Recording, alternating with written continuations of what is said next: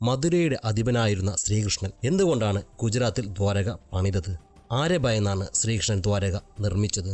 ദൈവ അവതാരമായിരുന്നിട്ടും ഒരു സ്ത്രീയുടെ ശാപം ശ്രീകൃഷ്ണന്റെ ജീവനെയും അദ്ദേഹത്തിന്റെ ദ്വാരകയും ഇല്ലാതാക്കിയോ? ആരായിരുന്നു ആ ശാപം ചെയ്ത സ്ത്രീ? അതുകൂടാതെ എന്ത് പാപമാണ് ശ്രീകൃഷ്ണൻ മുൻജന്മത്തിൽ ചെയ്തത്? അദ്ദേഹത്തിന്റെ സാമ്രാജ്യവും അദ്ദേഹത്തിന്റെ ജീവനും അദ്ദേഹത്തിന്റെ കുലവും നശിക്കാൻ കാരണമായ ആ തെറ്റ് എന്താണ്? ഇതിനൊക്കെ ഉത്തരം ലഭിക്കുന്നതിന് മുമ്പ് നമ്മുടെ ചാനലൊന്ന് സബ്സ്ക്രൈബ് ചെയ്യുക. അതുകൂടാതെ ബെല്ലൈക്കൺ അമർത്താൻ മറക്കരുത്. ശാസ്ത്രവും ആർക്കിയോളജിസ്റ്റുകളും തറപ്പിച്ചു പറയുന്നു, കടലിനടിയിൽ ദ്വാരക ഇന്നും നിലനിൽക്കുന്നു. നമ്മുടെ അമ്പാടിക്കണ്ണന്റെ മായാലോകം. ഇതുമായി ബന്ധപ്പെട്ട ഒരുപാട് തെളിവുകൾ നമുക്ക് ഇന്ന് ലഭ്യമാണ്. കടലിനടിയിൽ മുങ്ങിക്കിടക്കുന്ന ആ അത്ഭുത നഗരം എന്തുകൊണ്ടാണ് ശ്രീകൃഷ്ണൻ ദ്വാരക എന്ന നഗരം നിർമ്മിച്ചത് എന്ന് ചോദിച്ചാൽ, പുരാണങ്ങൾ പ്രകാരം കംസനെ വധിച്ച ശേഷം കൃഷ്ണൻ മധുരയിലേക്ക് തിരിച്ചുപോയി. എന്നാൽ തന്റെ മരുമകനായ കംസനെ ശ്രീകൃഷ്ണൻ എന്ന ബാലൻ വധിച്ചതറിഞ്ഞ ജരാസന്ധന് ദേഷ്യം സഹിക്കാൻ പറ്റിയില്ല. കാരണം തന്റെ 2 മക്കളുടെ ഭർത്താവാണ് ഈ കംസൻ. മക്കൾ വിധവയായതിന് പകരം വീട്ടാൻ ജരാസന്ധൻ തീരുമാനിച്ചു. അങ്ങനെ 17 പ്രാവശ്യം ജരാസന്ധൻ മധുരയെ ആക്രമിച്ചു. ലക്ഷക്കണക്കിന് സൈനികരുള്ള മഹാവീരനായിരുന്നു ജരാസന്ധൻ. എന്നാൽ എല്ലാ ആക്രമണങ്ങളെയും യുദ്ധങ്ങളെയും കൃഷ്ണനും ബലരാമനും കൂടി ചേർന്ന് ഇല്ലാതാക്കി. എന്നാൽ ജരാസന്ധൻ മറ്റു രാജ്യങ്ങളുടെ സേനകളെ കൂട്ടുപിടിച്ചുകൊണ്ട് വീണ്ടും മധുരയെ ആക്രമിച്ചു. ഈ ആക്രമണങ്ങളൊക്കെയും തോൽപ്പിച്ച് ജരാസന്ധനെ ഇല്ലാതാക്കാൻ ശ്രീകൃഷ്ണന് വെറും നിമിഷങ്ങൾ മാത്രം മതിയായിരുന്നു. എന്നാൽ ശ്രീകൃഷ്ണന്റെ മുന്നിലുണ്ടായിരുന്ന ഏറ്റവും വലിയ വെല്ലുവിളി എന്തെന്നാൽ തന്റെ പ്രജകളെയും തന്റെ യാദവകുലത്തെയും സംരക്ഷിക്കുക എന്നതായിരുന്നു. അതിനായി മനുഷ്യർക്കും രാക്ഷസർക്കും കയറി ചെന്ന് ആക്രമിക്കാൻ പറ്റാത്ത തരത്തിലുള്ള ഒരു കോട്ട നിർമ്മിക്കാൻ ശ്രീകൃഷ്ണൻ തീരുമാനിക്കുന്നു. കോട്ട മാത്രമല്ല ശ്രീകൃഷ്ണൻ പണിയാൻ തീരുമാനിച്ചത്, ലോകം തന്നെ അത്ഭുതത്തോടു കൂടി നോക്കിക്കാണുന്ന രീതിയിലുള്ള ഒരു സാമ്രാജ്യം തന്നെ പണിയാനായിരുന്നു ശ്രീകൃഷ്ണന്റെ തീരുമാനം. അതിനായി ദേവശില്പിയായ വിശ്വകർമാവിനെ തന്നെ ശ്രീകൃഷ്ണൻ വിളിച്ചു വരുത്തി. അവരുമായി ചർച്ച ചെയ്ത് മഹാനഗരങ്ങളുടെ നിർമ്മാണം തുടങ്ങുന്നു. വിശ്വകർമാവിന്റെ അഭിപ്രായ പ്രകാരം കരയിൽ പണിയണ്ട എന്നും നമുക്ക് കടലിൽ ഒരു നഗരം നിർമ്മിക്കാമെന്നും അദ്ദേഹം പറയുന്നു. അങ്ങനെ ശ്രീകൃഷ്ണൻ കടലിൽ ഈ സാമ്രാജ്യം നിർമ്മിക്കാനായി കടൽ രാജാവിനോട് അനുവാദം തേടുന്നു. അങ്ങനെ ഗുജറാത്ത് കടൽ തീരത്തോട് ചേർന്നുള്ള ഒരു ദ്വീപിൽ ശ്രീകൃഷ്ണന് വേണ്ടി നഗരം പണിയാൻ തയ്യാറെടുക്കുന്നു. അങ്ങനെ വിശ്വകർമാവിന്റെ നേതൃത്വത്തിൽ അവിടെ വലിയ കൊട്ടാരങ്ങൾ പണിയുന്നു. ബാഹുബലിയിൽ നാം കണ്ട കൊട്ടാരങ്ങളെക്കാൾ 10 മടങ്ങ് വലിപ്പമുള്ള കൊട്ടാരങ്ങളായിരുന്നു അവയൊക്കെയും. 96 ചതുരശ്ര കിലോമീറ്റർ മൈൽ വിസ്തീർണമുള്ള ചുമരുകൾ ഉള്ളതായിരുന്നു ആ കൊട്ടാരങ്ങൾ. 9 ലക്ഷത്തിലധികം മാളികകൾ അവിടെ ഉണ്ടായിരുന്നു. ഇത്തരത്തിൽ ബൃഹത്തായ ഒരു നിർമ്മിതി വിശ്വകർമാവ് വേറെ എവിടെയും നിർമ്മിച്ചിട്ടില്ല എന്നു പുരാണങ്ങളിൽ സാക്ഷ്യപ്പെടുത്തുന്നുണ്ട്. വൈരങ്ങൾ, അമൂല്യമായ രത്നങ്ങൾ എന്നിവ കൊണ്ട് അലങ്കരിച്ചതായിരുന്നു ദ്വാരകയിലെ കൊട്ടാരങ്ങളുടെ ചുമരുകൾ. നമ്മൾ സങ്കല്പിക്കുന്നതിനും അപ്പുറമുള്ള സാങ്കേതിക വിദ്യയായിരുന്നു അവർ ഉപയോഗിച്ചിരുന്നത്. ദ്വാരകയിൽ ഏതൊരു കാരണം കൊണ്ടും അവിടെയുള്ളവർക്ക് പുറം ലോകത്തുള്ളവരെ ആശ്രയിക്കേണ്ട കാര്യം ഇല്ലായിരുന്നു. അവിടെ എല്ലാവിധ സുഖസൗകര്യങ്ങൾ ലഭ്യമായിരുന്നു. റോഡ് മുതൽ ഡ്രൈനേജ് വരെയുള്ള സിസ്റ്റങ്ങൾ വളരെ മനോഹരമായിട്ടായിരുന്നു അവിടെ വിശ്വകർമാവ് നിർമ്മിച്ചത്. ബാക്കി എല്ലാ കാര്യങ്ങളിലും വളരെ അധികം ശ്രദ്ധ പുലർത്തിയായിരുന്നു ആ അത്ഭുത നഗരം കൃഷ്ണന് വേണ്ടി സാക്ഷാൽ വിശ്വകർമാവ് പണിതത്. ശ്രീകൃഷ്ണൻ ആ ദ്വീപിന് ദ്വാരക എന്ന് പേര് നൽകി. തന്റെ യാദവകുലത്തെയും പത്നിമാരെയും തന്റെ ആശ്രിതരെയും ദ്വാരകയിൽ പാർപ്പിച്ചു. അവർ എല്ലാം സുഖസൗകര്യത്തോടുകൂടി ദ്വാരകയിൽ വസിച്ചു. സ്വർഗതുല്യമായിരുന്നൊരു ജീവിതമായിരുന്നു അവർക്കുണ്ടായത്. എന്നാൽ ആ നാളുകൾ അധികം നീണ്ടുനിന്നില്ല. ജരാസന്ധനെ ശ്രീകൃഷ്ണൻ ഭീമന്റെ കൈകൊണ്ട് കൊലപ്പെടുത്തുന്നു. ചൂതാട്ടത്തിൽ കൗരവരോട് തോറ്റ പാണ്ഡവർ വനവാസത്തിലേക്ക് പോവുകയും അവസാനം കുരുക്ഷേത്ര യുദ്ധത്തിലേക്ക് ഇരുകൂട്ടർ എത്തുകയും ചെയ്യുന്നു. അങ്ങനെ യുദ്ധം ആരംഭിക്കുകയും യുദ്ധത്തിൽ ലക്ഷക്കണക്കിന് ജീവൻ പൊലിയുകയും ആ യുദ്ധത്തിൽ 100 കൗരവർക്കും ജീവൻ നഷ്ടപ്പെടുകയും ചെയ്യുന്നു. 18 ദിവസം കൊണ്ട് കുരുക്ഷേത്ര യുദ്ധം അവസാനിച്ചുവെന്നാണ് നാം കേട്ടത്. എന്നാൽ ശരിക്കും യുദ്ധം അവസാനിച്ചത് 36 വർഷം കഴിഞ്ഞാണ്. അതും ഗാന്ധാരിയുടെ ശാപത്താൽ ശ്രീകൃഷ്ണന്റെ സാമ്രാജ്യം മുഴുവനും തകർന്ന് തരിപ്പണമായി കൊണ്ടാണ്. യുധിഷ്ഠിരൻ ഹസ്തിനാപുരിയുടെ രാജാവായി ചുമതലയേറ്റ സമയത്ത് അവിടത്തേക്ക് ഗാന്ധാരി വരികയും തന്റെ 100 മക്കളുടെ മരണത്തിന് കാരണമായ ശ്രീകൃഷ്ണനെ ഇങ്ങനെ ശപിച്ചു: നിനക്ക് ഈ യുദ്ധം തടയാമായിരുന്നു, നീ തടഞ്ഞില്ല. എൻ്റെ മക്കൾ മരിച്ചു.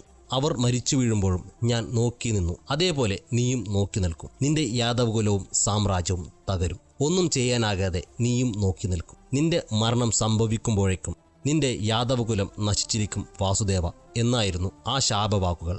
കാന്താരിയുടെ ശാപവാക്കുകൾ ശ്രീകൃഷ്ണൻ പുഞ്ചിരിയോടെയാണ് നേരിട്ടത്. ഈ ശാപം മനസ്സുകൊണ്ടാണ് ശ്രീകൃഷ്ണൻ സ്വീകരിച്ചത്. അങ്ങനെ യുധിഷ്ഠിരൻ 36 വർഷത്തോളം ഹസ്തിനാപുരി ഭരിക്കുന്നു. അതോടൊപ്പം ശ്രീകൃഷ്ണൻ ദ്വാരകയിലും വസിക്കുന്നു. എന്നാൽ തൻ്റെ സാമ്രാജ്യവും യാദവകുലവും നശിക്കുമെന്ന കാര്യം ശ്രീകൃഷ്ണന് അറിയാമായിരുന്നു. എങ്ങനെയെങ്കിലും തന്റെ പ്രജകളെ രക്ഷിക്കണമെന്ന ചിന്തയായിരുന്നു ശ്രീകൃഷ്ണന് അപ്പോൾ. നിങ്ങൾ ചിന്തിക്കും, കൃഷ്ണൻ ഒരു ദൈവമല്ലേ, ഇതൊക്കെ ശ്രീകൃഷ്ണന് തടഞ്ഞൂടെ എന്നൊക്കെ. എന്നാൽ വിധിയെ ആരെക്കൊണ്ടും തടുക്കാൻ സാധ്യമല്ല. ദ്വാരക തകരുവാൻ ഗാന്ധാരിയുടെ ശാപം മാത്രമല്ല കാരണം, ശ്രീകൃഷ്ണന്റെ മകനായ സാംബനും ഇതിനൊരു കാരണമാണ്. കൃഷ്ണനും ജാംബാവതിക്കും പിറന്ന സാംബൻ എന്ന കുട്ടി മുനിമാരുടെ മുന്നിൽ വെച്ച് ഗർഭിണിയുടെ വേഷം കെട്ടി മുനിമാരെ കബളിപ്പിക്കുകയും മുനിമാരോട് ഇവൾ, അതായത് സ്ത്രീവേഷം കെട്ടിയ സാംബൻ ആൺകുട്ടിയാണോ പെൺകുട്ടിയാണോ പ്രസവിക്കുന്നത് എന്ന് കളിയാക്കിക്കൊണ്ട് ചോദിച്ചു. തങ്ങളെ അപമാനിച്ച കാര്യം മനസ്സിലാക്കിയ മുനിമാർ, ഇവൾ ഇപ്പോൾ തന്നെ ഒരു ഇരുമ്പുലക്ക പ്രസവിക്കുമെന്നും ആ ഇരുമ്പ് കൊണ്ട് നിങ്ങളുടെ വംശം ഇല്ലാതാകും എന്നായിരുന്നു ആ ശാപം. അങ്ങനെ ആ ശാപം വകവെക്കാതിരുന്ന സാംബൻ ചിരിക്കുകയും കളിയാക്കുകയും ചെയ്തു. എന്നാൽ കുറച്ചു കഴിഞ്ഞപ്പോൾ സാംബൻ ഇരുമ്പുലക്ക പ്രസവിച്ചു. ഈ കാര്യങ്ങളൊക്കെ അറിഞ്ഞ യാദവ് കുല രാജാവായിരുന്ന ഉഗ്രസേനൻ ആ ഇരുമ്പുലക്ക പൊടിച്ച് കടലിൽ ഒഴുക്കാൻ ഉത്തരവിടുന്നു. അവർ അങ്ങനെ ആ ഇരുമ്പുലക്ക പൊടിച്ച് കടലിൽ ഒഴുക്കുന്നു. എന്നാൽ ഈ ഇരുമ്പ് കഷ്ണങ്ങൾ കടലിലെ തിരമാലയിൽപ്പെട്ട് കരയിലേക്ക് അടിയുകയും അവ വളർന്ന് മുള പോലെ വലിയൊരു ഇരുമ്പ് വടിയായി മാറുകയും ചെയ്യുന്നു. അങ്ങനെ കലിയുഗത്തിന്റെ ആരംഭത്തിൽ ദ്വാരകയിൽ പല മാറ്റങ്ങൾ വരുന്നു. ദ്വാരകയിലെ ജനങ്ങൾ മദ്യസേവയും ചൂതാട്ടവും തുടങ്ങുന്നു. അങ്ങനെ ഗാന്ധാരിയുടെ ശാപം ഫലിക്കുവാൻ തുടങ്ങുന്നു. തന്റെ സാമ്രാജ്യം തകരാൻ പോകുന്നു എന്ന സത്യം ശ്രീകൃഷ്ണൻ മനസ്സിലാക്കുന്നു. അതിനിടയിൽ സത്യകിയും കൃതവർമ്മനും മദ്യലഹരിയിൽ വാക്കുതർക്കത്തിൽ ഏർപ്പെടുന്നു. കൃതവർമ്മൻ കൗരവ പക്ഷത്താണ് നിന്നിരുന്നത്. അദ്ദേഹം കുരുക്ഷേത്ര യുദ്ധത്തിലും കൗരവ പക്ഷത്തു നിന്നായിരുന്നു യുദ്ധത്തിൽ പങ്കെടുത്തത്. എന്നാൽ സത്യകി പാണ്ഡവരുടെ പക്ഷത്തു നിന്നുമാണ് കുരുക്ഷേത്ര യുദ്ധത്തിൽ പങ്കെടുത്തത്.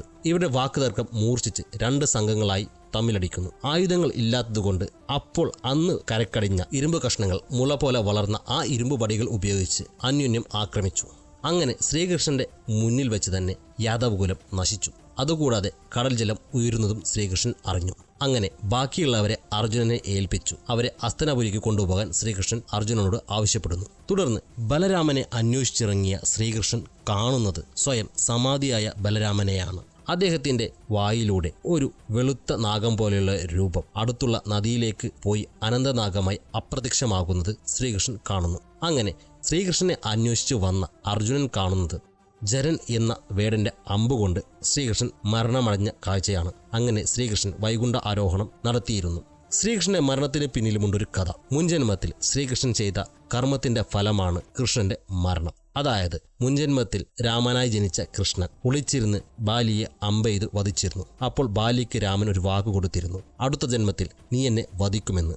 അതേപോലെ ബാലി ജരൻ എന്ന വേടനായി ജനിക്കുകയും കൃഷ്ണനെ മാനാണെന്ന് തെറ്റിദ്ധരിച്ച് അമ്പെയ്ത് വധിക്കുകയും ചെയ്യുന്നു. അങ്ങനെ അർജുനൻ ദ്വാരകയിലേക്ക് എത്തുകയും ദ്വാരകയുടെ കോട്ട കടന്ന് അകത്തേക്ക് പ്രവേശിക്കുന്നു. എന്നാൽ ഈ കോട്ട കടക്കാൻ അർജുനന് 7 ദിവസം എടുത്തു എന്ന് പറയപ്പെടുന്നുണ്ട്. കാരണം അത്രയ്ക്ക് സുരക്ഷിതവും അത്രയ്ക്ക് സങ്കീർണമായിരുന്നു ദ്വാരകയുടെ കവാടങ്ങൾ. അങ്ങനെ അർജുനൻ ശ്രീകൃഷ്ണന്റെ മൃതശരീരം വെച്ചുകൊണ്ട് കർമ്മങ്ങൾ നടത്തുന്നു. അപ്പോൾ ആ ചിതയിലേക്ക് ചാടി ആത്മാഹൂതി ചെയ്ത് കൃഷ്ണന്റെ ഭാര്യമാർ ജീവത്യാഗം ചെയ്യുന്നു. ബാക്കിയുള്ളവരെ കൊണ്ട് അർജുനൻ ഹസ്തിനാപുരി ലക്ഷ്യമാക്കി ദ്വാരക വിടുന്നു. ദ്വാരകയിൽ നിന്ന് ഇറങ്ങിയതിന് ശേഷം അപ്പോൾ തന്നെ ദ്വാരകയെ തിരമാലകൾ വിഴുങ്ങുന്നു.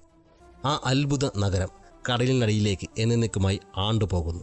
ഗാന്ധാരിയുടെ ശാപം പോലെ ശ്രീകൃഷ്ണന്റെ മുന്നിൽ വെച്ച് തന്നെ കണ്ണന്റെ മായാലോകം അതുപോലെ തന്നെ യാദവ കുലവും ഇല്ലാതാവുന്നു. ദ്വാരക നമുക്ക് ഇന്ന് കടലിനടിയിൽ കാണാൻ സാധിക്കും. ഈ കടലിനടിയിലെ ദ്വാരകയും പുരാണത്തിലെ ദ്വാരകയും രണ്ടും ഒന്നാണോ? ഈ വിഷയവുമായി ബന്ധപ്പെട്ട് നമ്മളൊരു വീഡിയോ ചെയ്തിട്ടുണ്ട്. അതായത് ശാസ്ത്രീയമായ തെളിവുകളുടെ ഒരു വിശകലനം. ആ വീഡിയോയുടെ ലിങ്ക് എൻ്റെ സ്ക്രീനിലും ഡിസ്ക്രിപ്ഷനിലും കൊടുക്കുന്നതാണ്. ദയവ് ചെയ്ത് ആ വീഡിയോ ഒന്ന് കാണുക. ഈ വീഡിയോ ഇഷ്ടപ്പെട്ടു എന്ന് വിശ്വസിക്കുന്നു. ഇഷ്ടപ്പെട്ടെങ്കിൽ നമ്മുടെ ചാനൽ ഒന്ന് സബ്സ്ക്രൈബ് ചെയ്യുക. കൂടാതെ ബെല്ലൈക്കൺ അമർത്താൻ മറക്കരുത്. താങ്ക്